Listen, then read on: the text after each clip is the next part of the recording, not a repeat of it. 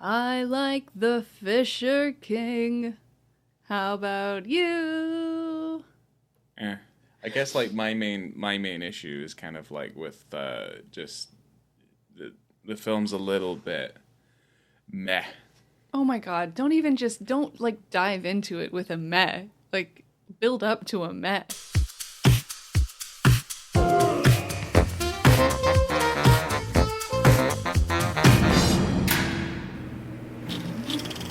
Well, hello there. Welcome to On the Beat, the podcast that uncovers full frontal male nudity in cinema.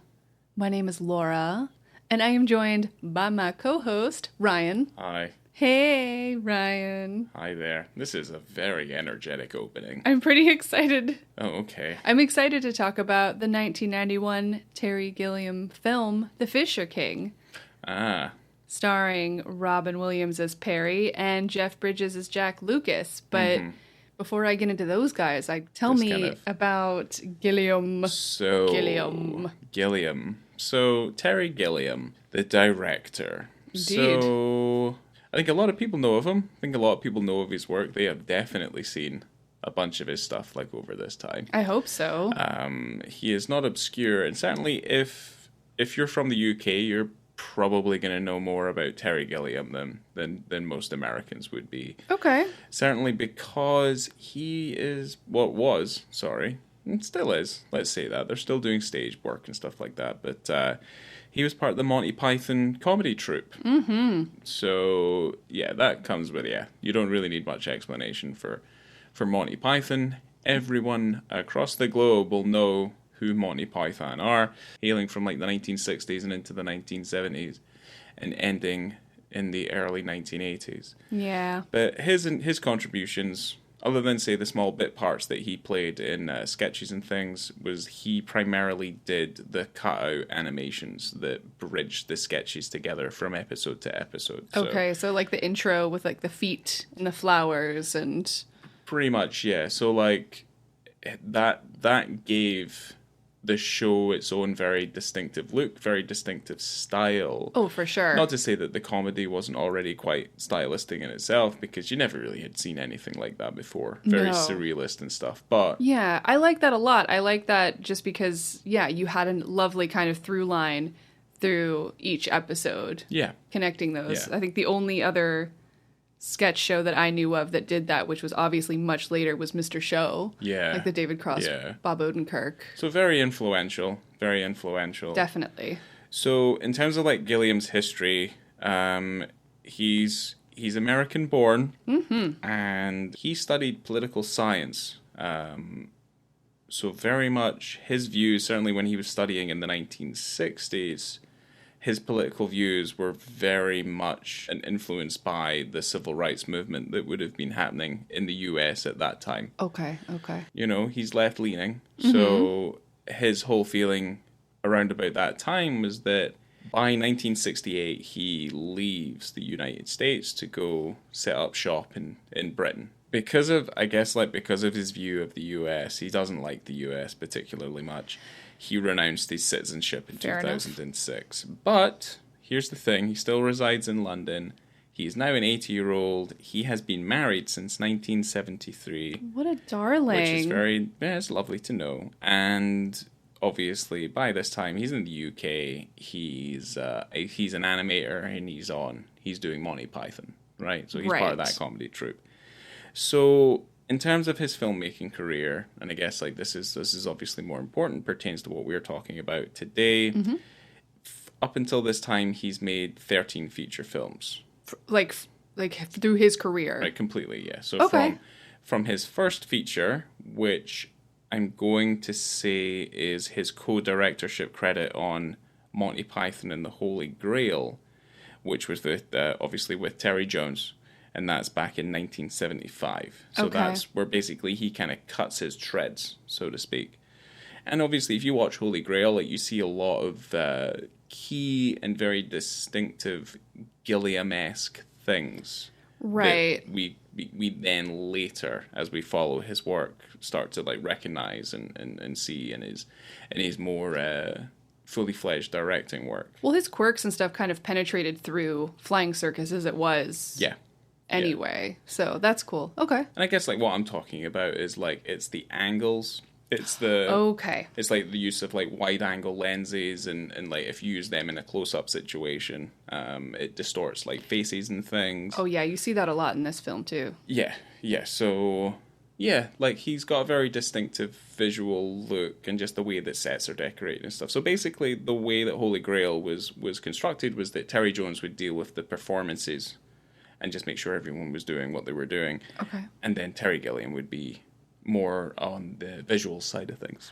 Oh. Yeah, so Okay. that's kind of how that partnership worked. But I mean, let's be fair. I mean, obviously, Monty Python just as a troupe in terms of everything else, like that was just their thing. That was just the way it was. What, perfection? His first director, let's say fully fledged director credit, is Jabberwocky in '77. Ah, right. Right. That has Michael Palin in it. Mm-hmm. I remember seeing it like a while ago. Yeah, yeah, same. And yeah, you know, It's fine. yeah, it's fine. It's fine. It's fine. You know, but again, like it's paving the way for like what he's gonna be coming in to do as well. Got to start somewhere. Yeah. So 77, Jabberwocky. 79 is Life of Brian. Mm-hmm. Oh, Arguably, yes. arguably their best film, and that is a film that we're going to explore. That's on the docket. That is on the docket. That is coming. On the program. But when, you don't know. Yeah, you're never gonna know. Well, No. Well, you will know. You will. No, don't say that. I'm not telling you now. Yeah, don't patronize our audience. Like, be patient. Yeah. Guys. I know. We need every single one of you. And moving on. So Life of Brian 79, and by the time they're making Meaning of Life, which is near, 1983 at this point, Monty Python is no more, effectively. They all broke up. They all started going off into their own directions. I don't want to say they like broke up. They're still best friends. Yes, but The ones we have. There's no show. Let's say there's no TV show. Can't do it forever. The last movie is obviously The Meaning of Life, which is fine. I really like The Meaning of Life. Okay. Wafer Thin Mint. Oh my gosh. Yeah. Yes. So, but certainly like, they all go off in their separate directions, and obviously John Cleese is an actor. Eric Idle started doing more things in like music, and he was also acting. Spamalot. Yep, Spamalot. And obviously Gilliam pens himself now as a writer-director. Yeah. And Michael Palin goes off to do like travel shows and stuff like that, and he's a beautiful man. He is. Like, and all of his travel shows are like easily some of the easiest watching you can ever have in your life. Yeah. And Terry Jones is still directing all this. Yeah, all very nice, all very amicable. What we get from Gilliam is, and this is from his own words, is that he likes to look at his films as trilogies. Okay. Interesting. Now, they're related in some way, shape, or form to each other because they explore very similar ideas, but from slightly different perspectives. Now, we also have to take into account that his background is effectively in an analysis of politics and of society, and how society itself kind of works and things. So he's very much his focus, and you can tell that from like his work and even the stuff that he doesn't write, because there are films, and certainly Fisher King is one of those that he hasn't written. But obviously, there is a definite focus on society and how it changes people and just the rigors of that of society just in general. Okay. So let's look at this first trilogy. So this is called the Trilogy of Imagination. All right, and this is very much about the ages of man. Okay. Okay. Now, all three of these films, two of these films are excellent. Okay. Now, firstly, one of the films in this trilogy, the first one, is Time Bandits in 1981. It's fine. Perfect. Okay. 5-star movie. Yeah. Let's put it this way. I think Time Bandits is a 5-star movie, and we'll get to how I feel about the Fisher King. So, Time Bandits. Now, Brazil is the next film that comes out after that. In 1985, the Jonathan Pryce, Robert De Niro sci-fi movie. Oh, I love that movie. So good. Really, really good. And that's similarly on the theme, but it's seen from the perspective of a 30-odd-year-old man. Then we get The Adventures of Baron Munchausen, which is in 1988, and that is seen from the perspective of an elderly man. Right. Okay. Yeah. That movie's fine. Yeah. And that one just precedes Fisher King, right? Yeah. Pretty much. Yeah. Well, Munchausen has its own interesting story that kind of leads into the evolution of what becomes the Fisher King, obviously for Gilliam. So, Fisher King itself becomes part of this next trilogy, which is the trilogy of Americana. And that's basically just like it's set in North American soil, and they're effectively less fantastical. Let's put it this way: Fisher King comes out in 91, and part of this trilogy is then followed by 12 Monkeys in 95, which is fantastic, and then Fear and Loathing in Las Vegas in 98. But we're focusing on Fisher King, obviously. Because of Baron Munchausen, Terry Gilliam didn't think he was going to work again. Because it went so over budget, so over time, right? Yeah. So he was like, "Oh, I'm out. I'm out of Hollywood." And he never thought he would make an actual like film in the United States. No. He never thought he would make a film written by somebody else. Yeah. And he didn't think he would make like a Hollywood film. No. It just, the whole thing ballooned and just got out of control. So With Munchausen. Yeah. Yeah. And here we are. We get the Fisher King. Yeah. So since Munchausen. Well, You took German. Yeah, no, but I Say it in German. Munchausen. Yeah, you're putting on like like a fucking Elsa the she-wolf like sort of accent. Since Munchausen was such a disaster, Ryan. Munchausen. Oh my god. Right, okay, well look, it's not difficult. Like you can read it on the page. Munchausen. Alright, okay, Munchausen. God, like an American. Munchausen. So when Munchausen was such a disaster. Munchausen. He ends up getting this script. And it was a script that he read and he loved. And he was like never gonna write or direct someone else's script. And it came from this guy, Richard LaGravenese. It was his very first spec script. Yeah. He'd been writing in Hollywood, and I guess his wife or his girlfriend was like, write a script, write one of your own. And it got sent out and obviously had gone through a couple different directors and different studios before it got to Gilliam. Well, I guess LaGravenese was working as like a factory writer, just like churning out stuff. Okie dokie. Yeah. And when Gilliam got it, he goes, you know what? I bet this has a better, like, it wasn't just like this straight off the bat. No. Because it looked like it had a lot of changes and stuff. And so I think he wrote LaGravenese. It was like, I love this. Show me your first draft. LaGravenese sends him his first draft, right? And he's like, this is freaking awesome. Yeah, he originally got the fourth draft. Okay, yeah. This is also a script that's gone through the Disney wheelhouse. As well, because that was the property in which they bought, and I think they were trying to turn it into something more of a caper. Yeah, it had a bunch of studio notes in it. Yeah, it was definitely a caper instead. Some of those things survive in the final film, but they're less pronounced to the kind of I don't know, Pink Panther levels of stupidity. Yeah. I think the one thing that they mention in the commentary, and it was in the documentaries as well, is the film Rafifi, which is a phenomenal heist movie. Fuck your Ocean's 11s. It's Rafifi we're talking about here. Okay. Yeah. But I think like what they were trying to do is they were trying to mainstream it. Because certainly at the heart of this story is the relationship between two quite disheveled men. Yeah. Is what we have. Yeah, like definitely. people, like two men at the lowest of the low, who one is responsible for the other's downfall, effectively. Do you want me to read to you the letterboxed synopsis? Yes, instead of me worming around trying to figure it out in my head. Yeah. Two troubled men face their terrible destinies and events of their past as they join together on a mission to find the Holy Grail and thus to save themselves. Yeah. The Fisher King just as a story, like the film itself, not the Fisher King story, because it's obviously a story. Yeah, definitely. Yeah. I mean, I'd say that's pretty much on point. you know? Yeah, it's a very blanket kind of statement, synopsis about the movie.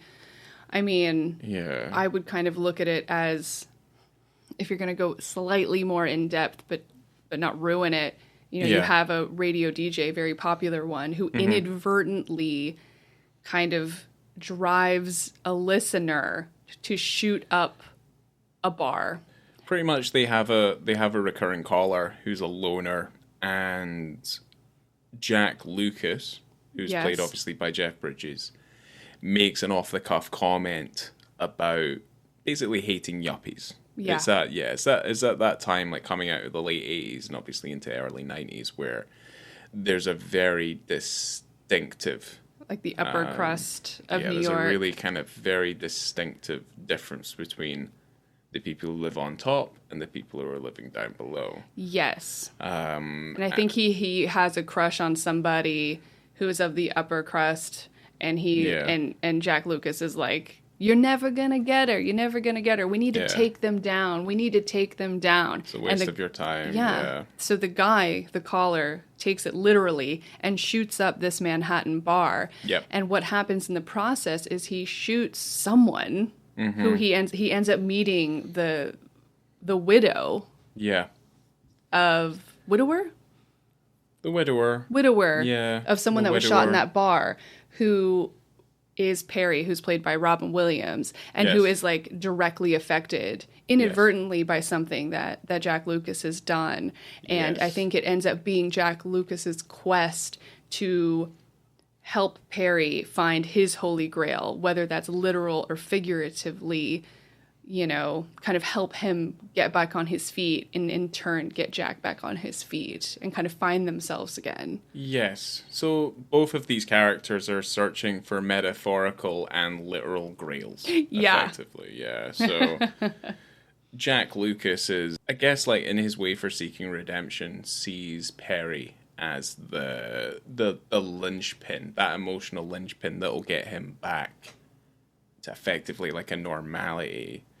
But I mean, to like characterize Jack Lucas a little bit more, I mean, he's one of those like bombastic asshole DJs that we were, you know, like he's a Howard Stern type. But he's on AM radio, which I thought was strange. Yeah. Who listens to that? I have no idea. No idea. I mean, he's popular enough. He was about to get a TV show. He was about to get a TV show. So Remember what that TV show was called? It was called like, I'm on the radio. I think that's what it was called. Yeah, I think it's something silly I'm like on the that. radio. Yeah, it's dumb. It's dumb as hell. But like the whole opening of the film is we see Jack Lucas in, you know, like his high life basically. Yeah, in his studio recording his show. We see him in his like crazy apartment. Mm-hmm. Yeah. Yeah. Can I say this now?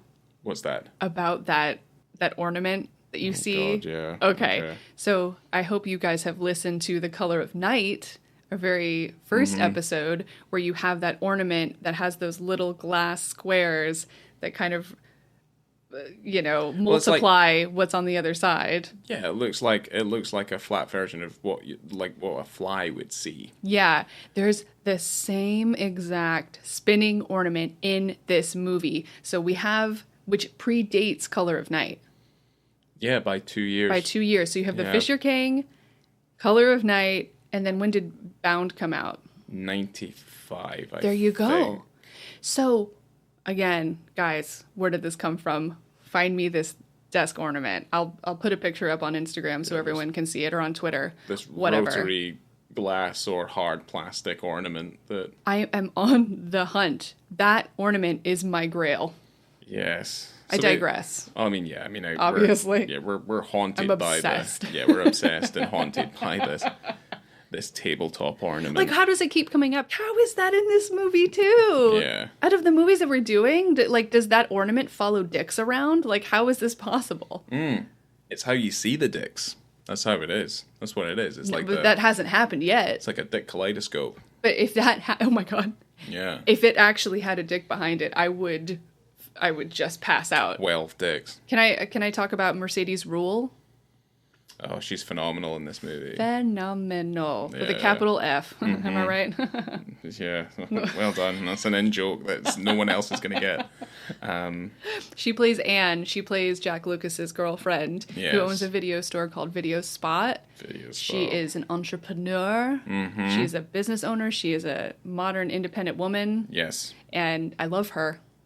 She's fantastic. Yeah. It had been a while since I'd seen The Fisher King properly, and obviously we've rewatched it I've rewatched it for this I've podcast. seen it.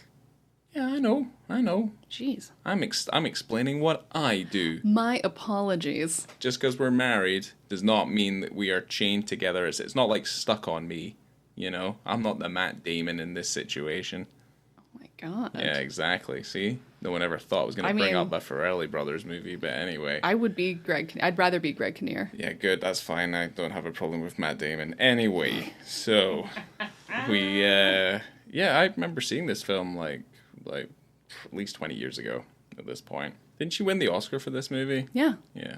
Yeah, she won Best Supporting Actress for this film, yeah. Yeah. Definitely. She did really well. Yeah, she's damn good. She blows it away. Yeah. I mean, everyone's really good in this film. Yeah. That's the thing. Everyone kind of complements each other. So it's not so much as like she's too good. But she's also acting against like Jeff Bridges, who I think does a really good job in this movie. Yeah, he's an absolute treasure. Yeah. Amanda Plummer plays Lydia, who plays the apple of Perry's eye. Yes. And what's funny is that Terry Gilliam didn't want her at all. Like, it wasn't her specifically, but he had a British actress, an English actress in mind. What was her name? And he never said. Oh, okay. He never said who it was, but he was like absolutely adamant that he was going to have this woman. He's like, I don't want to see tapes. I don't want to see anything. The studio ended up sending him a video of Amanda Plummer, and he goes, oh, shit. Yeah. She's real good. It's hard to see somebody else doing that, though. She's so, like, tough, but delicate. It's hard to goofy. It's hard to see anybody else in the roles that they've all been put in. Yes. That's the thing. They all do a really good job. I think it's a really certainly good example of just like perfect casting. How everyone just has a really distinctive look. We looked at the special features, obviously, in the Blu-ray when we were doing it. We did like all the camera tests and all the costume tests and stuff like that, and just how it all kind of just works. Yeah, you know? It gelled really well. Yeah, and it's like they all look good together. They all look good in like a lineup and stuff. And it's like, yeah, you know what?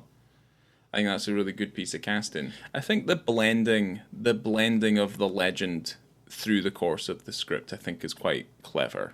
Like they take the story, they subvert it, and it's directly referenced in the film. But I quite like how it helps to change and subvert like character expectations and just kind of where the story goes with it. Yeah, but when he was trying to write his own spec script, he essentially wrote something that was more like Rain Man. He was just like, I want this guy and like this other guy. Well, the thing is though, and the Rain Man didn't exist by that point. He wrote it, then Rain Man came, because obviously he had him as had Perry as a savant, basically. Like, oh yeah, idiot savant. And obviously takes him to Las Vegas, and then we all know weird the story of Rain thing Man. how people were reading this script and going, oh, it's the most amazing script I ever read, and then what it makes you think is that this just came from like the bowels of his soul. You know what I mean? Like, oh, the Fisher King is a story I really want to tell, but it's not really how it happened. You know, creaming their jeans over this script. I'm like, I don't know. Just having a backstory like that makes it a little bit weirder for me. I would say that is the general makeup of any script that goes through the Hollywood gamut. Like, that's kind of how I've always seen it. So at least, like, with Le Gravenets, like, I kind of feel like it was always kind of grounded. And what it kind of needed was a Gilliam. Yeah. To inject a bit more life into it. I've read a lot of Arthurian romances, and I did my minor in undergrad on medieval and Renaissance studies. And it's annoying because when we were doing this, I'm like, oh, I have a bunch of Chrétien de Troyes romances. And I'm like looking through the book, and I'm like, this is the only one I haven't read. Yeah. So of course I spent my time reading it, and it is different from the legend that we end up getting, because Chrétien de Troyes, he probably died or something before this finished. He finished writing it. It literally ends. Yeah. The story of Percival ends like mid-sentence. It is medieval time, so he probably died when he was about 18. Yeah, probably. Yeah, so. Oh, poor thing. But it went through like 4 different, or after that, like 3 different variations before they ended up like with the story of the Grail that they ended up getting. Mm-hmm. Because the initial story is where Percival meets the wounded king, who is the Fisher King. And he's just in a boat. He's fishing. Mm-hmm. And when he goes into his castle, he sees someone like with a tray walking around, and it's this beautiful Grail. Yeah. And he had learned from a mentor early on when he became a knight, where he goes, don't ask too many questions. Okay. You don't want to be too eager, so don't ask too many questions. So he didn't want to ask, like, what is that Grail? He also sees a spear that just bleeds from the tip. Okay. And he's like, maybe, or a lance. He's like, maybe don't ask about that either. And so when he leaves, he's told by like this crazy woman in the forest, like, you didn't ask him? You didn't ask him about the cup? You didn't ask him about the lance? And he's like, what are you talking about? He's like, what's the problem? And she goes, you have to ask. That's how you break the wounded king's curse. You were meant to ask, like, who does the Grail serve? That's what he was meant to ask. Okay. And it was like the biggest chance of a lifetime for Percival and for the king, because he's wounded. He was like hitting the dick or something by that lance. And so he couldn't have kids. He couldn't walk. So that's why he fished, because he couldn't ride a horse and stuff. Right. Anyway, so then that story kind of ends. You never find out, because Percival's looking for the Grail again and looking for the king so he can be like, hey, what's up with the Grail? So we can break the curse. Yeah. You know? And so eventually, when other people took up the story to kind of finish it off, it ends up where Percival ends up meeting the king. Mm-hmm. And the king's like, oh, I'm thirsty. Percival doesn't know it's a king. He just sees this dude who looks like shit. Yeah, of course. And then there's a cup sitting on... Well, he's dying, isn't he? Yeah, he's messed up. Aye. The maimed king. Yes. And he grabs a cup from the side table. Yeah. Fills it with water, gives it to him. And the king's like, oh my God. Well, he's healed. This is the freaking Grail. Yeah, he's healed. He's healed. Everything's great. And he's holding the Holy Grail in his hands. Yeah. And he asks Percival, like, how did you find what, like, my best and brightest knights and wisest knights couldn't find? Mm-hmm. And he goes, well, I don't know. I just knew that you were thirsty. Mm-hmm. And that's the story that they tell in the movie. Yeah, that's my favorite bit in the entire film. Yeah. Is when they're lying down. Sorry if that's too long, but like I think it's very interesting. I love those Arthurian romances. They're so funny and they're so weird, and I think anyone should pick it up. It's fun. Some of the stories are really short. Anyway. Yeah. So this was Gilliam's very first film that he did without any of the pythons in it, but it's his second film that's a quest for the Grail. I mean, that's fairly obvious. It's just kind of a weird coincidence. Like, he's reading the script and he's like, oh, shit, it's another Grail movie. Yeah. You know, but he's like, well, I know the Grail well enough. And it's also his second film with Robin Williams, because Williams was in Munchausen. Yes, he is in Munchausen. And I think Gilliam believed that the studios really wanted Gilliam because he was kind of like the honeypot or the honey trap for Robin Williams, because they really wanted Robin Williams in this role as Perry. While they're trying to figure out what to do with the Fisher King, like just before, they were trying to get him to direct the Addams Family. Oh, wow. That'd be weird, yeah. It's so strange, and I think it came out the same year, but he never wanted to do it. No, that's a Barry Sonnenfeld movie now, I think. I think that's what that was. It is, yeah, it is. And it was Barry Sonnenfeld's first movie. Wow. And he was like, he was the DP on like Raising Arizona, yeah. Big, Miller's Crossing, stuff like that. So yeah, Addams Family was his first that's wild. film. He ended up doing all like the Men in Black movies, right? Yep. I don't know what a Gilliam Addams Family would look like. Well, I think because of how outlandish the Addams Family just is in general, I think they felt like because of his exoticism. Is that it? Exoticism? Exoticism, basically. Gilliam is exotic, so basically he would have brought his own brand of humor and style to that idea. I don't know. That that doesn't faze me at all. That sounds actually super interesting. Yeah. But, Yeah, and so when they ended up, they start filming the movie, I think people were worried about Robin Williams kind of going off the handles, and I know LaGravenese was a little bit worried about him, like, spinning too far off of the script and stuff. But what Gilliam would do is he would, like, let Robin Williams take one, one for himself, one for what they needed. Exactly. Yeah. So exactly. If there was any sparks of brilliance, then he was given the opportunity to do it. Yeah, and LaGravenese was always on set, just kind of like as Gilliam's anchor, because Gilliam also could fly off the rails and do a bunch of crazy Gilliam stuff. And so he didn't want to do that because he's like, I'm filming someone else's script. I want to stay true to the script. And so that's why he had him on all the time. Yeah.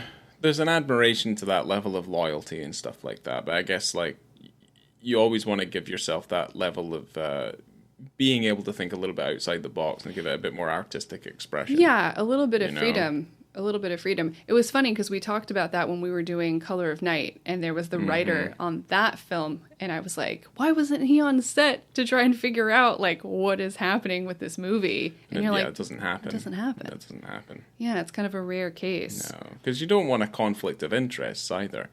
Yeah. Certainly if you have a writer who's very attached to the script that they've written, you don't want them on the set basically trying to direct it when you have a director there, and it just kind of causes conflicts of interest. So I think LaGravenese was just like happy to have his script baby be born. I guess, but I mean, Gilliam's invited him on set to kind of not oversee, but like be an advisor and just kind of just keep the whole thing on track. I guess this is also a major kind of safety tactic because of how far-blown Munchausen got as well. Yeah, that makes a lot of sense. He's like, look, I can be tamed, I swear. Just, like, let me do my thing. Because, like, let's put it this way. The whole reason the film got made in the first place was because everyone was creaming themselves over the script. Yes. So the last thing he wants to be doing is like, well, let's see what I can do with this. And it's like, well, no, he wants to kind of keep it a little bit safe. And it's very much like the Fisher King feels incredibly safe. Yeah, that's true. And I think that Gilliam had said that Jeff Bridges was like his one and only like casting idea. Like he's the only person he wanted to play Jack. And Bridges kept trying to talk him out of it. He's like, no one's going to believe it. This isn't me. Like I'm not this character. But Gilliam knew like Hollywood's nice guy. Yeah, exactly. He's like, well, he's the only one that looks like he could be redeemed. Like, he can be such human trash, but then the audience will still pull for him. Yeah. And there were times where Bridges was, like, on set, and Gilliam was watching him, and he said he looked like a golden god. Oh, wow, like, okay. He's just, like, so enamored by Jeff Bridges. Like, he was like Metatron. It was like so beautiful, like the voice of God. Oh, bloody hell. Yeah. Right, okay. He said, oh, there's times I wished I was gay. Just for Bridges. Well, there you go. He said that. There you go. And I'm on board. Of course you are. Of course you are. Yeah. And he was also the one that was on set that like didn't break character. He was not method necessarily, but he was the one grounding the production because like Robin Williams, Gilliam, Live fire. Yeah, live and wires, so basically. Bridges is always there just to be like, I don't know, the on-set daddy, making sure everyone was doing what they needed to be doing. Professional stalwart. Yeah. There was this scene where they're under a bridge and they were always working at night. Like so many of the scenes were at night. And they're tired. Bridges says to Robin Williams, they're like, let's just go have a wee sit. Like, let's just sit over here. And they go to sit like on some trash cans or something. Okay. And they go and they sit down. And then I guess they startled a bunch of pigeons that were sleeping like up on the bridge. And all the pigeons just took massive shits on them. That's happened to me. Really? Yeah, it happened to me once. Wait a minute. Not exactly that, but that happened like when we first started dating. Do you remember? Yeah. Is that what you were going to say? No, this was another thing. Oh. Yeah, I was doing a film in 2016, and I'd set up like my camera and stuff on the street, and I was under some trees. And these trees were dead. There was no leaves, nothing on them. Next thing I know is I'm filming and stuff, and then I turn around and I look at myself. I'm literally peppered in bird shit, and there's it was like one bird. So one bird took like an angry disliking to me, covered my camera stuff in shit, covered me in shit. Because like back in the UK, I didn't really know what a burrito was or anything, but they used to do like a haggis burrito next to the sex health clinic. So there was like a food shack. I know that place. Yeah, I did a haggis burrito, and I Hell was yeah. like. It's like, if I buy a water, can you just give me as many napkins as you can? Because I'm totally covered in bird shit. I've got a different camera bag now, obviously, which is waterproof and shit-proof. But nice. At the time, the napkins were red. It totally stained, like, all of my stuff. Yeah. Oh, man. And my jacket and everything. It was fucked. Hilarious. Yeah, I was laughing at the time, not. They were like, "Oh, aren't you so lucky?" Isn't that the thing though? Like they come up to you, they go, "Oh, it's like good luck if you get hit by a fucking bird shit." And I'm like, "No, you're fucking unlucky, aren't you? You were in the wrong place at the wrong time." It's just something people say to make you feel better, but it's not Bollocks. true. If you get hit with bird shit, like that sucks. Yeah, I'm like put in your mouth. You know, Perry was a professor of medieval history. Yeah. Before the horrible tragedy. That's how he's able to recite all of these tales and stuff like that. Yeah, so smart. On the basis of this tragedy, the tragedy itself is that when this rogue caller goes in to massacre these people at this yuppie bar, basically his wife is shot in the face. Yeah. And her face explodes effectively into Robin Williams' Perry's mouth. And Gruesome. She falls down, yeah. And as a result of the trauma of this, Perry goes mad. And his name's originally not Perry, it's something else. Yes, I don't remember what it is. Yeah, I can't remember. There's a very brief shot of his like credentials that someone who takes pity on him allows him to live in this basement, basically. Yeah. And that's how, obviously, Jeff Bridges finds out who he is and why he's ended up this way. Yes. So obviously, within his state of catatonia and the psychosis, is that he's blended his past life into what becomes his modern life, where he is effectively living the Fisher King fantasy. Yes, so he is in a modern knight New York landscape. On the search for the Holy Grail. Yes. And he thinks Jeff Bridges, Jack, will be the one to help him. Yeah, of course. He is the Neo of this story. He's the one. Matrix. Yeah, obviously anyone who's ever seen a film ever has probably seen The Matrix, so yeah, they're not. Don't patronize our audience, Laura. Warned you about it already. Oh, my apologies. 2 strikes. Dear listeners. So I know you really like that scene when Jack first meets Perry. Yeah, with the bum hunters. Yeah, those ruffians. Yeah, so like Jack's in a really horrible place because he is literally guilt-ridden. Yes. Like he is finding it rough. Like he's torturing himself watching the TV show that he didn't get in his past life. Forgive me. And he's reciting the lines in his bathtub and stuff like that. And obviously, when the tragedy happens, everything goes to rock bottom. Fallen King. This is how it relates to the story, the Fisher King. Boom. So, but like what you find is, he's living with Anne, right, who owns the video store. Jack, and, yeah, he's just a tortured individual. So it kind of feels like, because this is 3 years after that moment, after the tragedy, shooting, yeah. Right? 3 years after it, just looks like it's complete and utter torture. For him, yeah. For him and probably for her as well. Like he's lost his job, he lost his TV show job that he was going to get. Voluntarily, I feel like just in a mental state, he just couldn't obviously hack it anymore. Yeah, he sunk into such a severe depression. And I think when the tragedy happens, they're like, oh, we've heard deep regrets from the radio station, but we haven't heard from Jack himself. So I don't think he ever really publicly apologized for what happened. And so he's just been living with that guilt. Yeah, pretty much the entire time. Just eating him up. So by the time we meet the bum hunters, right? Mm-hmm. And I call them that because they're kind of just the hooligans, the ruffians, they're like rich pricks. coming through in their like really nice Jeep. Yeah, they drive through in a Wrangler.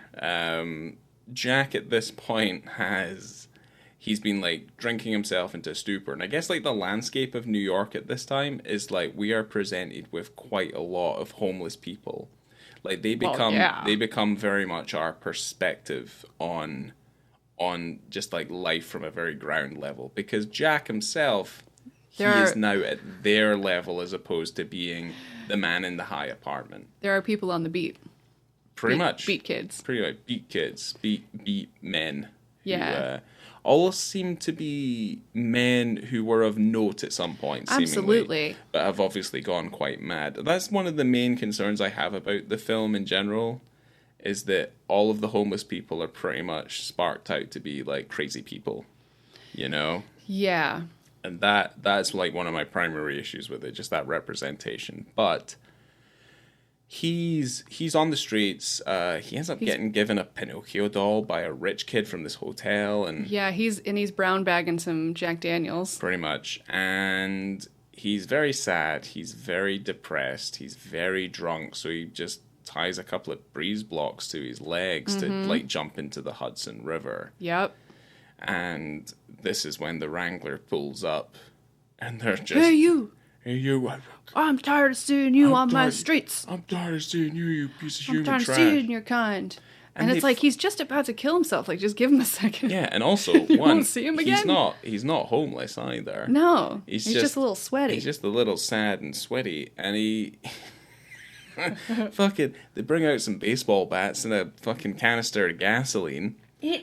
Oh my god! It escalates. They are pouring gasoline on a human being, intending to set him on fire. Yes. Ryan. Yes. This is horrible. Yes. It's so dark. Yes. Like they're gonna set him. Oh no. Yes.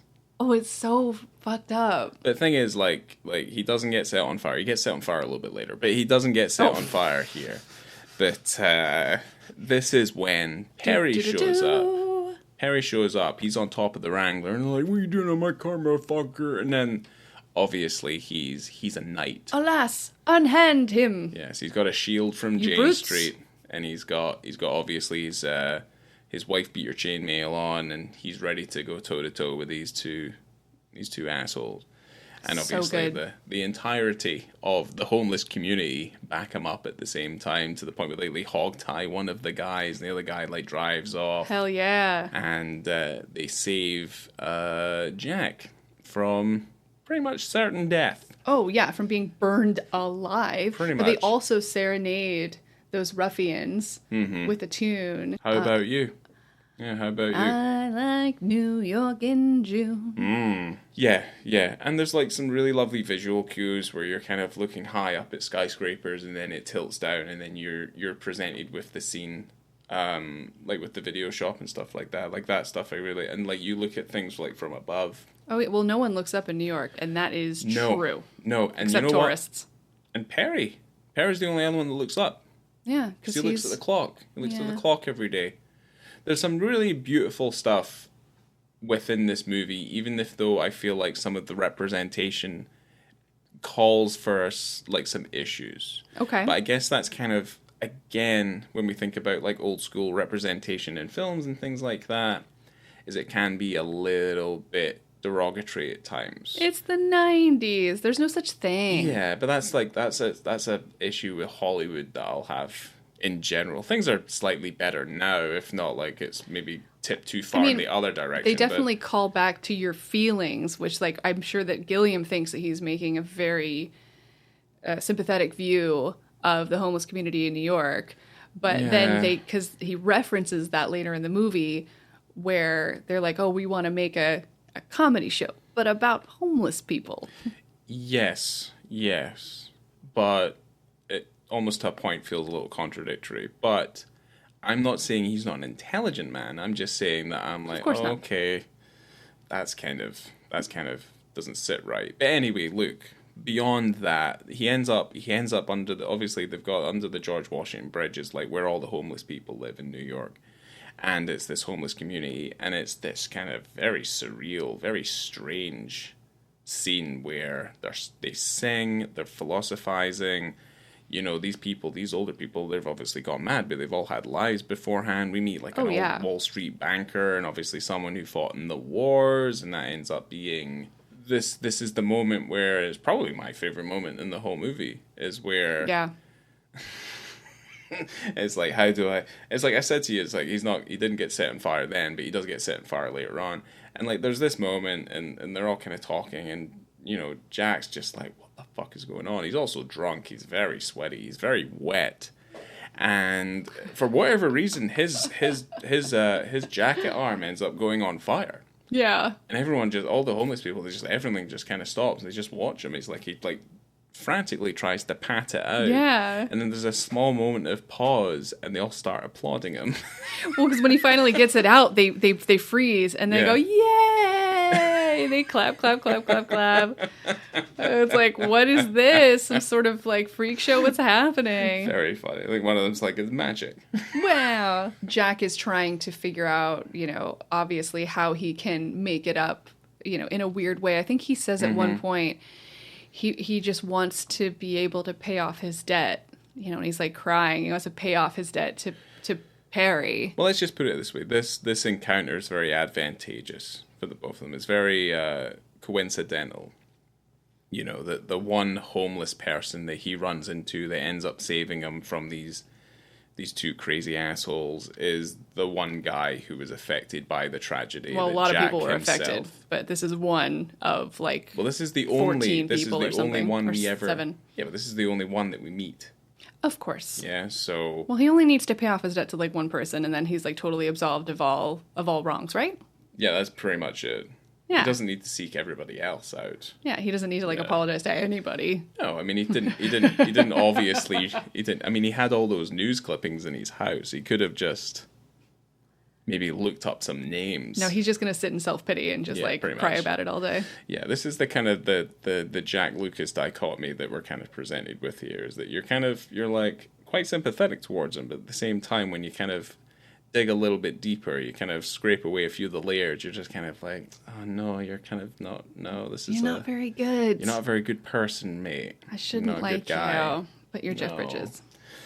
Yeah, we shouldn't let the Jeff Bridges magic cloud our judgment. That's why it works. That's why it works. Yes. So in addition to helping Perry find the Holy Grail, Jack kind of takes it upon himself to also help him find a replacement wife.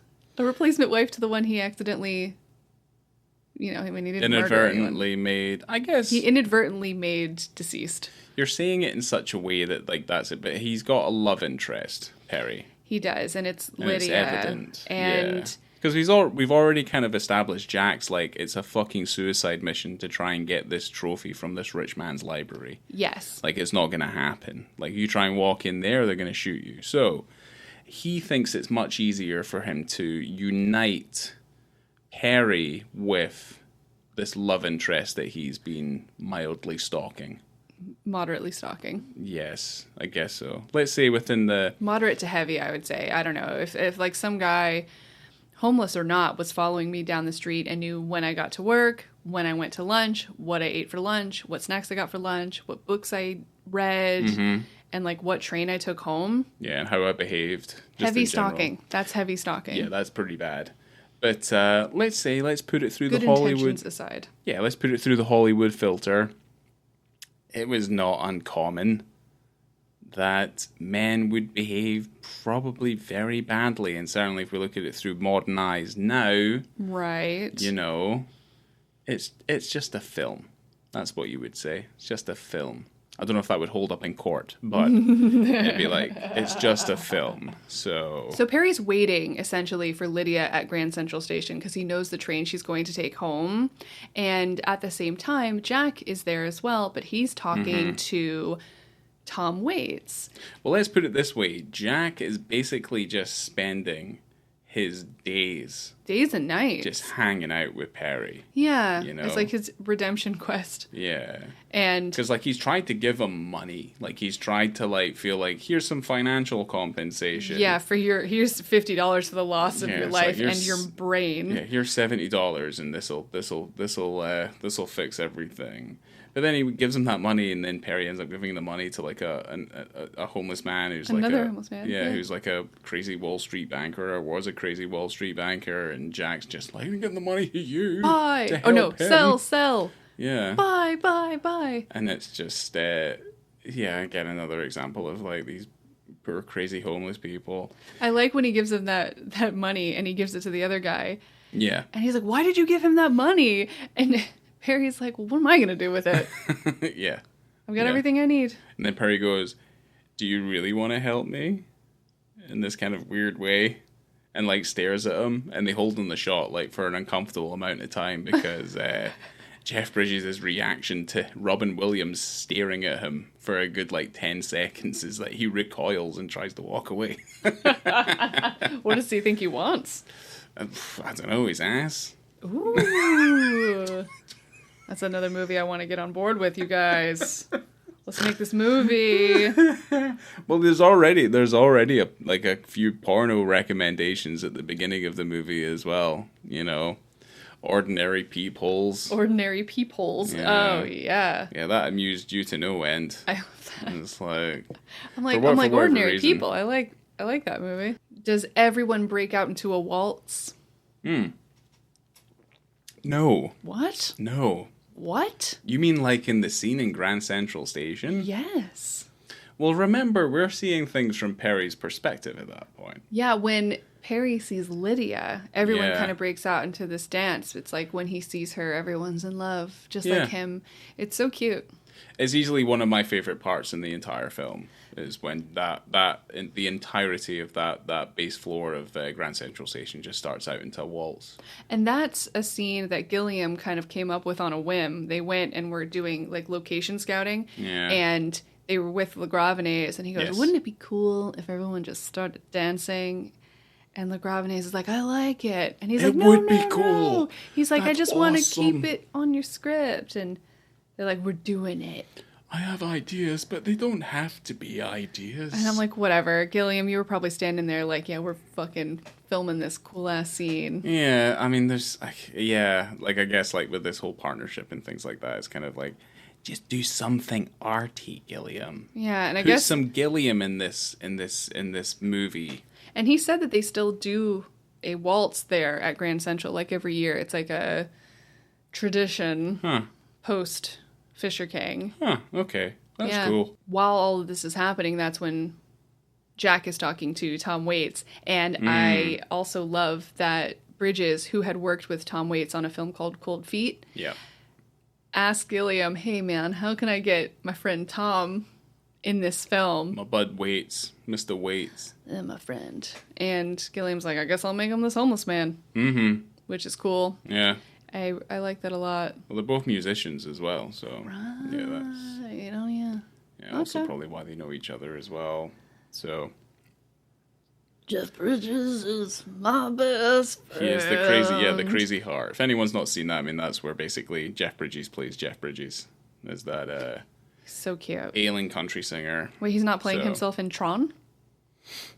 Well, I don't know. I mean, I wouldn't even say Tron. It'd be like Last Picture House is like, you know, that's like the earliest I can think of a Jeff Bridges movie. Okay. You're bringing out art films. Listen, I'm talking about movies. It's only the staple of American cinema. But anyway. Yeah. Okay. We tried to watch Tron recently, and it's, I don't know. Don't finish that sentence. Don't finish that sentence. Tron is amazing. Whatever. Fisher King. Come on, back on point. So we come out of this the slow dancing scene, and we are walking to Central Park to take off our clothes. And now we're here. We're at Central Park. Oh yeah. What do you want to do at Central Park? I don't know. Well, it's at night, right? Yeah. Do you want to? Well, I don't probably want to be there. You don't want to end up. You don't want to be there? What, at nighttime? Yeah, I kind of want to be there, and I want to take my clothes off and rub my ass along the grass like a dog. Oh, okay. I see. And then I want to lay on my back and break apart clouds in the sky with my mind. So I've not been to Central Park, and I've not been to New York or anything yet, but certainly I remember the parks near where I used to live when I was younger and growing up. You wouldn't go fucking near them in the nighttime. You'd get stabbed. I mean, you yelled at me you didn't yell at me because we're adults, but Well, I warned you. you warned me about going somewhere in the daytime because you're Yeah. like, there's all these murders up on Christorfen Hill. Yeah, people get killed, or I you had get a lovely time Ah, on well, it's not Christorfen that. It's Hill. not like when you get stabbed in the neck with a fucking heroin needle, my and you're God. like, Oh my and you're like, oh Christ! I'm like, oh, I'm on an AIDS program for the next 6 months.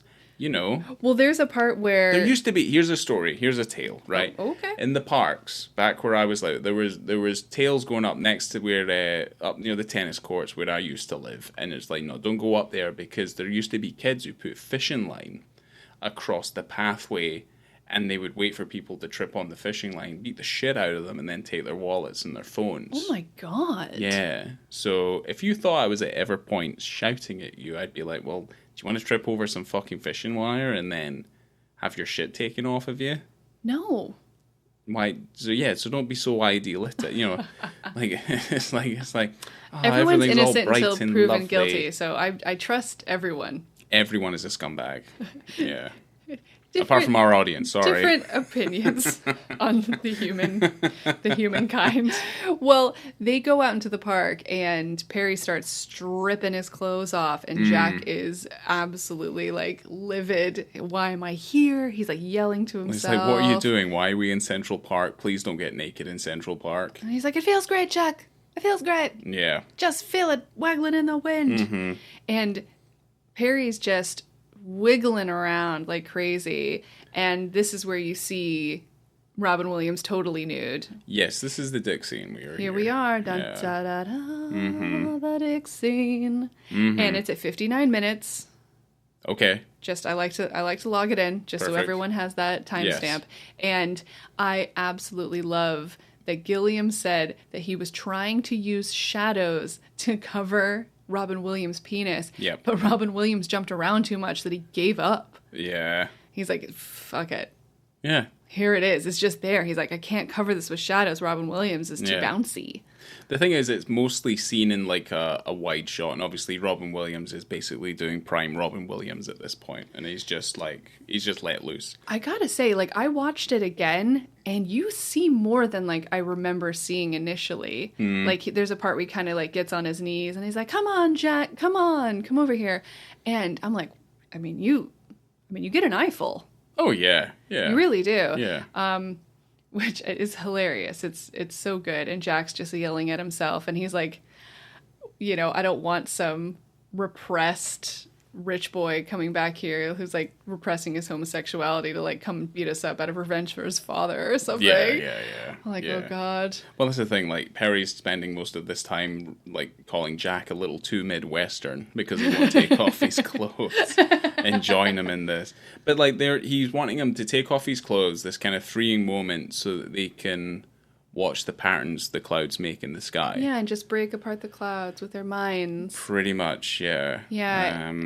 And yeah, you just kind of see the difference between Perry Mm-hmm. just being this free, well, I don't know. I don't want to call him a free spirit because he's like locked inside his sadness. Well, the thing is like, it's the ignorance of his self-conscious that's kind of keeping him prisoner, you know? Yeah. So he has a very idyllic view of the world and this sense of adventure and like his level of ignorance that is totally like not his fault. Like it's just a side effect of the psychosis. Like his coping mechanism. His coping mechanism. But he's living a life of ignorance that most people would beg for. Yeah, you know? he's just living every single moment. Yeah. Because he's not, As it like, comes. again, and we've kind of say that he is not bound by the rigors of society. Yes. He is just home free, Yeah. so to speak. So when Jack's kind of seeing it, I mean, he looks like he's off the rails, like he's crazy. But yeah, the well, thing that's is, and that's what Jack yells at him. He's like, "You're out of your goddamn mind!" Yeah. And then Perry yells, "Bingo!" yeah. And he's just wiggling and wiggling. But the thing is like this level of freedom and this spirit that he has and that pervades through the course of the entire film is the most appealing characteristic of Perry. You know? Yeah. It's the thing that makes him stand, and it's the thing that Jack effectively adopts. It's infectious. From it's him. infectious to Jack, to the people around him, to like all of the homeless people that he interacts with. Yeah, it's endearing. Yeah. Yeah, absolutely. Because it brightens up everyone's lives, just Like, even for a little bit. Life in this context of this film is shit. Yeah, it's dire. Everything Absolutely dire. sucks. Yeah. Everything is sad and bleak and dark, Yeah. but he tends to just bring a bit of joy in that ignorance Yes. to everyone around him. Yes, yes. And this is the prime example of that, and we're just basically given a full face view of his cock. It's pretty much what it is. Yeah, Jeff Bridges does not get naked in this movie, by the way. I've No. seen chatter on the internet. He doesn't. No, It does not happen. But it's no. okay, because that's not what he's about. The thing is, they do end up lying on the ground, and this is like one of my favorite bits. Yeah. Is Jack's just like mumbling to himself. He's just like, it's like ex-radio DJ found dead with naked dead man. Naked dead man found next to ex-radio DJ, not naked, Not companion naked, naked, you know? Because he's always like writing his autobiography Yeah. in his head. And it's just like, oh, wow, Yeah. what a So headline. what should I call it? Jack. Yeah. He's just like, and you're like, right, okay. You know, so what we're getting is the subdued, guilt-ridden Jack that we ultimately prefer. But this is where Perry tells him the story of the Fisher King. And this is also when Perry says the titular line of the film. Yeah.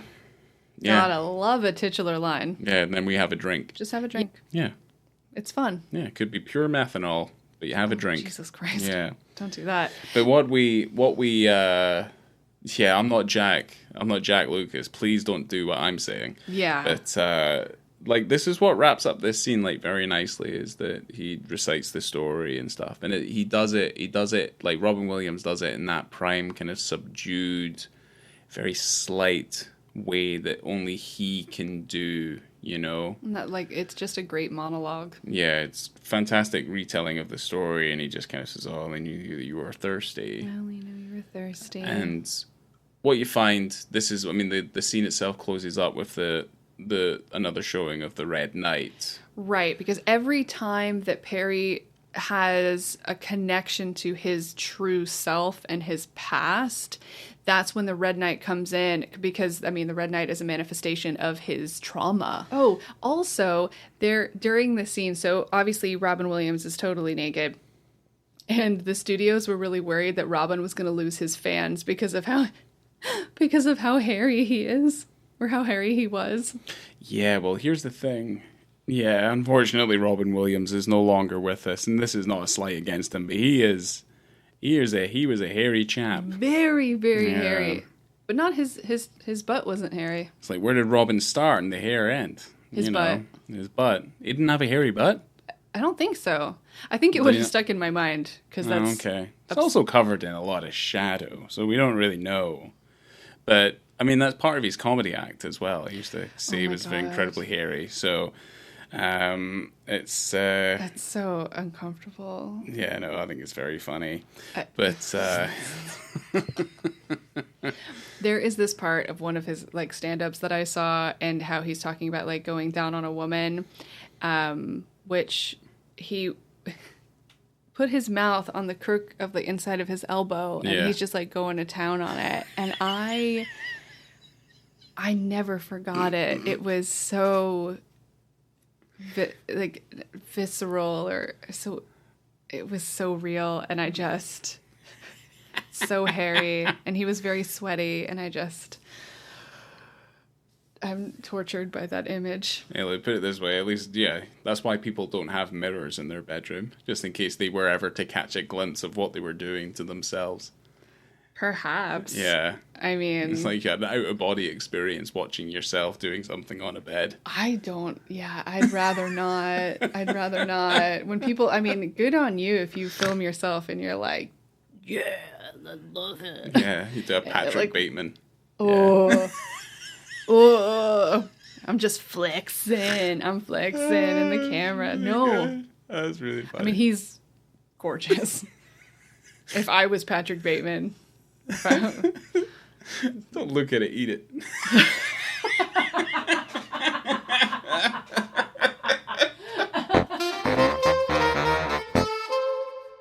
We have to get Lydia and Perry together. Yeah, what are they going to do? They are going to fake a contest in which Lydia wins a 1-year membership to Video Spot that Anne owns. Yeah. And a borrowing of a VCR. She gets to rent out a VCR for a small period of time until she's able to get one of her own.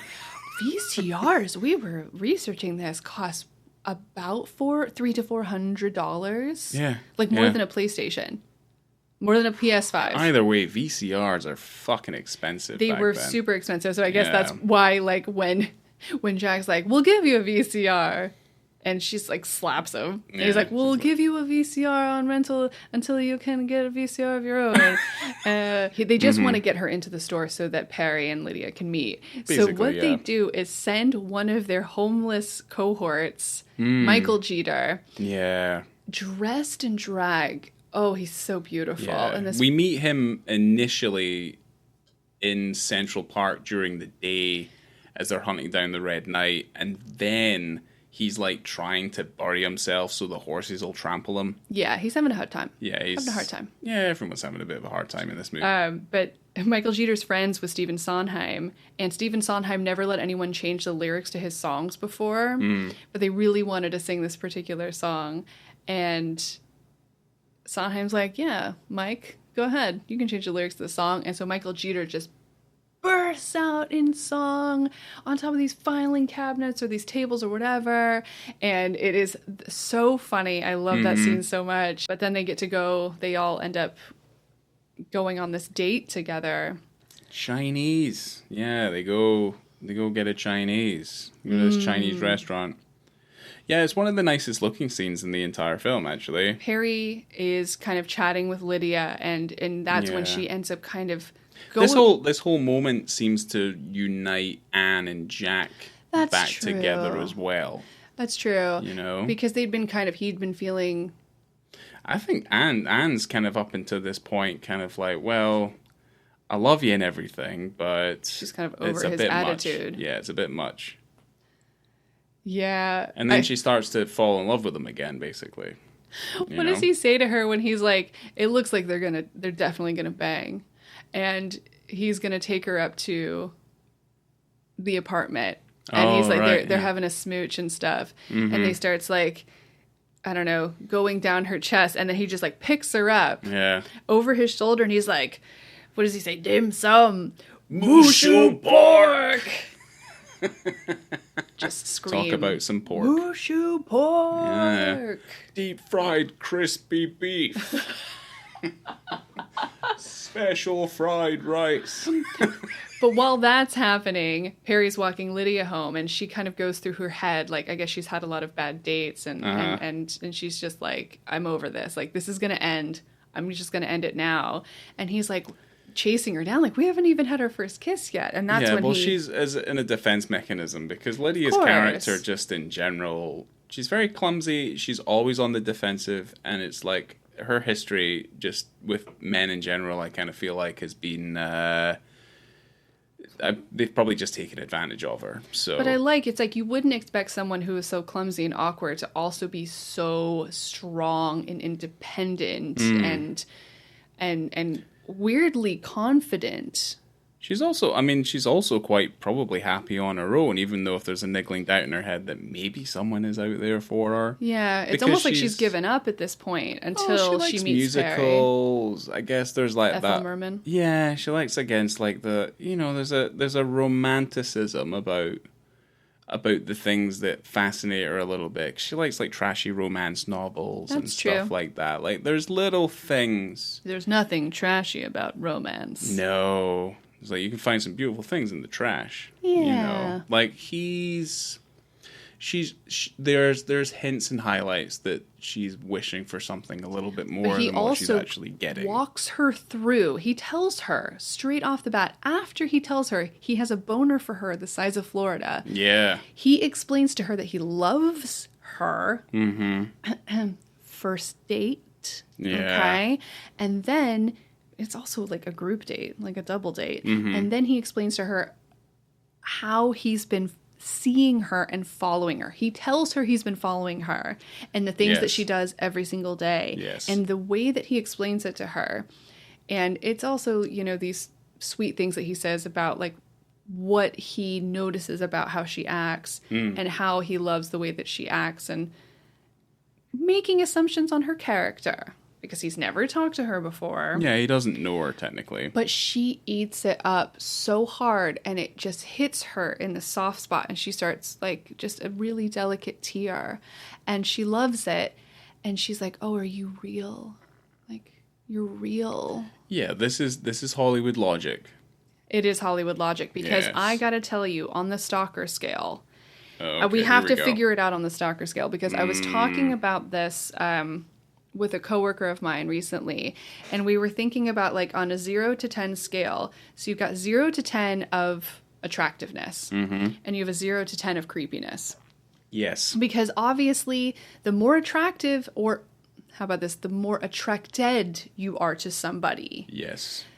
the more they can get away with creepy behavior. You said Norman Bates. Norman Bates. Norman Bates. God, where would he be? I don't know, maybe Like 7 on the attracted in this scale. He's not 7? You would put Norman Bates yeah. 7 in attractiveness? I was going to say like 4.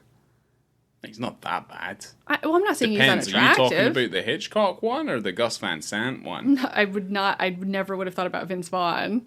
Okay. Masturbating while looking at her through a peephole. Anne Heche. Like, no, I was not. I honestly, I forgot that existed. I was thinking about, obviously, the Hitchcock original just to one. let you know, it's a shot-for-shot remake of the Hitchcock original. Where would Robin Williams sit on that scale then? I like bearded Robin a lot. Okay. Okay, so on the attractiveness scale, 0 to 10. Because it's not Robin that's on the scale. Okay, Let's sorry. be perfectly It's honest Perry. here. It's It's Perry who's on the scale. Okay. Well, we also saw a clean-shaven Perry in a flashback, and I wasn't into it. Yeah, that's true. Okay? So I like this filthy, homeless Perry. I think he looks better. Yeah, I guess, like, you don't... Yeah, like Flubber. Like Flubber Williams. Yeah. Yeah, he's clean-shaven in that Yeah, I don't movie. like it so much. So, like, maybe your favourite's, like, Jumanji. Ooh. Yeah, he's very hairy. Yeah. Oh, God. Yeah. Okay, let's not talk about the hair again. I don't want to... I'm, like, freaked out by the hair. In this scene, attractiveness, I would give him a 7 or an 8. 7. 7.5. Okay. Attractive. Yeah. I think he's cute. And then on the He's a cute little dirty homeless man. Yeah, well, he's clean. He had a shower. He didn't brush his teeth, I don't think, because they're still brown. And on the creepy scale, I swear I'm talking an 8 or a 9. Like, it is rough. Like, it's high. Yeah, I guess when you start deliberating and categorizing all of her little quirks and things like that, then it's... When you tell me that on Wednesdays I go buy dumplings, and then if I'm having a good day, I buy a romance novel, and I also pick up Jawbreakers on my way to work, I'm like, I step away slowly, and I try to find my keys just in case I need to stab you. Yeah. I mean, it's one step away from potentially wearing my skin. Absolutely. Yeah. Okay. There is this one bit I forgot about where he talks about like his hard on is the size of Florida, and he's like, I have a confession to make. And she's like, what? Oh, you're married? No. And he's like, you have a disease? He's like, no, stop talking. Yeah, please just shut up now. Perry sees the Red Knight again. Yeah, let's put it this way. Every time he sees the Red Knight is when he's having moments of clarity. Sees and relives. He That's relives his trauma. That's where the old Perry comes in. He sees his wife. And clashes with the destiny that Perry is under. Yeah. in his mouth. Oh, this is fucked up. Yeah, so we see the whole memory. We've only seen it in flashes up until this point, but yeah, this is where it's like, yeah, she gets a shotgun blast to the back of the head, and it blows out into his face, into Perry's face and into his mouth, and he's like going to grab her, and his face is covered in blood, and then obviously the next thing, and this is the thing, I don't know why this was, but what these health workers like take off all of his clothes, put him in a straitjacket, but they never clean his face of all of his wife's blood that's all over his face. Yeah, his blood's all over his face and his glasses. I'm like, no wonder he's traumatized. Yeah, he's like, all he can see is her brain on his, this isn't gonna happen. eyes. He's like tasting her brain in between his teeth. Oh my God, and he's Ryan. like fucking gross. He's fucking trying to deal with this trauma. No wonder he gets all fucked up. Then he goes back into a state of catatonia? He reverts back into a catatonic state. Okay, that's better. Yeah. He's sleeping. He's in hospital, and Jack and Anne by this point have fallen out by the time they meet him. They're furious. Livid.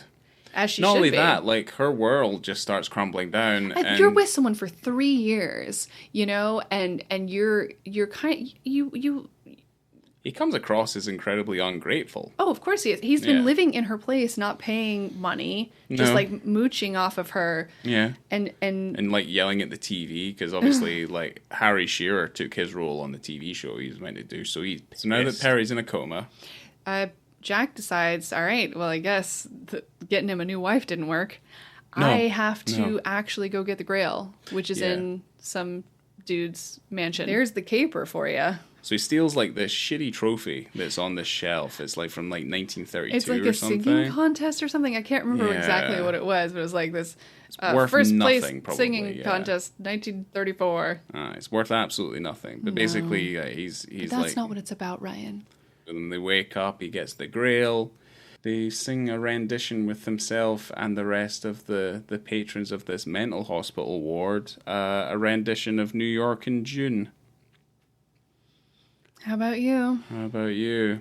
And then obviously Lydia comes back and sees that he's awake, and they start their lives together again. Are you my girl? Yeah, did you notice the dude with the Hitler stash? I very much noticed him. He was group. like on the left side of the group that are singing that song.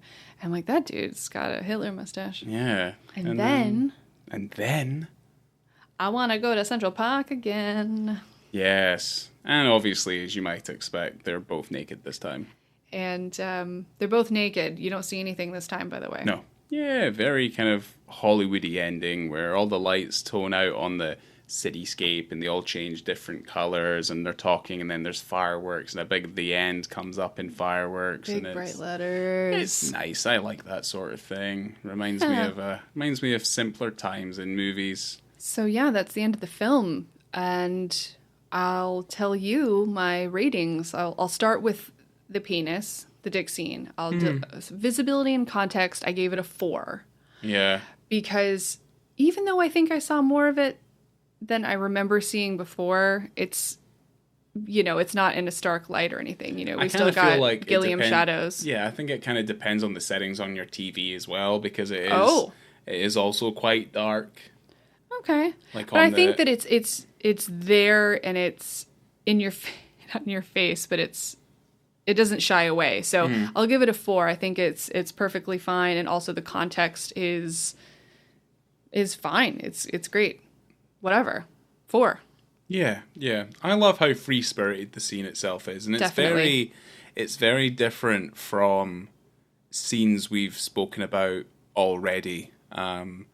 Because there's no sexual element to it whatsoever, you know? Yeah, actually, definitely. It's just an aberration. All of them have been sex scenes. Yeah. This is not. Okay. This is not. This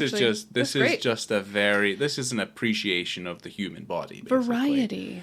We do variety around here. Anyway, but no, I like the fact that it is like it's indicative of the character, what he's doing, and it's tonal shift, and it's what characterizes these two characters, where someone's very straight-laced and grounded, and you have obviously that's Jack, and obviously you have Perry, who's a free spirit. It's tonally more in the realm of comedy than it is anything else. Right. So because this is a comedy dramedy. A dramedy or tragic comedy-rama. So yeah. So no, I mean I know. I mean it's the scene itself seen in a much lighter light than or lighter. It's in a much lighter tone. Let's say. Yeah.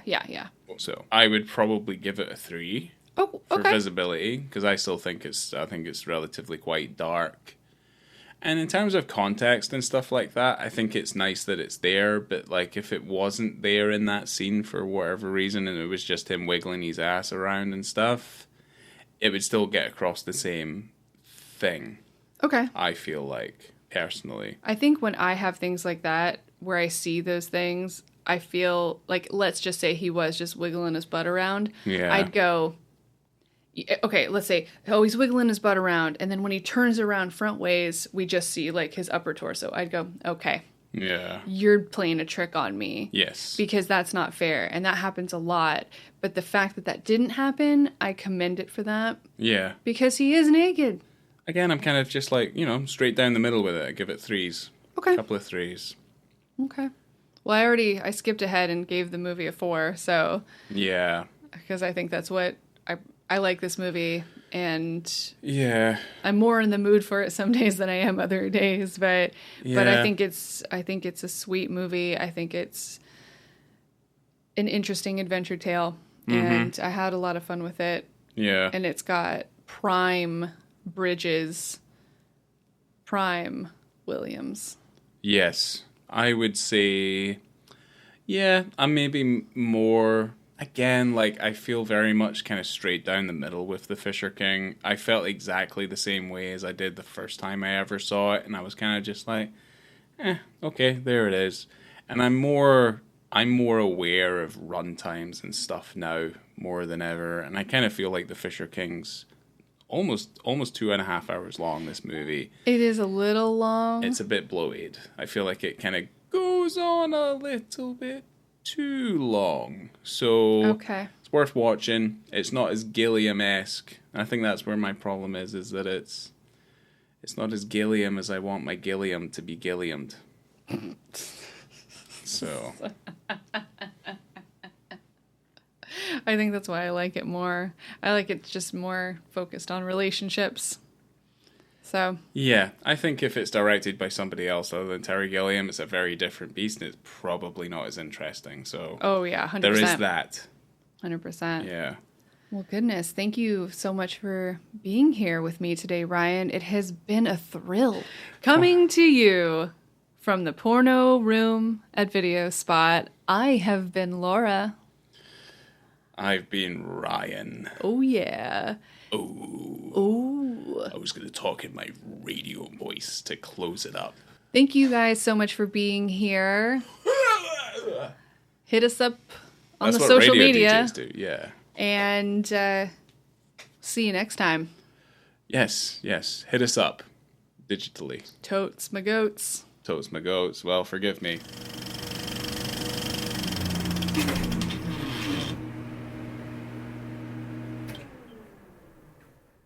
So we're back recording. Just let me get into standing position.